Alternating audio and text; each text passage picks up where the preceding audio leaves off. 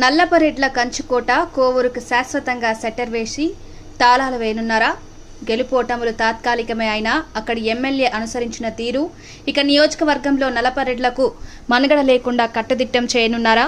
తమ కుటుంబ సభ్యురాలనే సోయ లేకుండా నోటిదూల తీర్చుకుంటూ ప్రసన్న చేసిన బహిరంగ వ్యాఖ్యలు ప్రస్తుత ఎమ్మెల్యే, ఎంపీ దంపతులు క్షమించలేనంతగా వారిని దహించి వేశాయనడంలో సందేహం లేదు. రాజకీయ భిక్ష పెట్టిన చంద్రబాబును, దగ్గరి బంధువైన వేమిరెడ్డి దంపతులను సంస్కారం కోల్పోయిన వ్యక్తిలా దూషించిన ప్రసన్న కోవూరు వైసీపీ నేతలు అంతర్గతంగా వేమిరెడ్డికి మద్దతుగా పనిచేసి ప్రసన్న ఓటమికి కారకులైనారనడంలో సందేహం లేదు. వ్యక్తిగత విమర్శలతో వీధులకెక్కించిన నల్లపరెడ్డి ప్రసన్నపై గెలుపు కోసం వేమిరెడ్డి దంపతులు, ముఖ్యంగా ప్రశాంతిరెడ్డి పడిన శ్రమ ఆమె విజయానికి బాటలు వేసింది.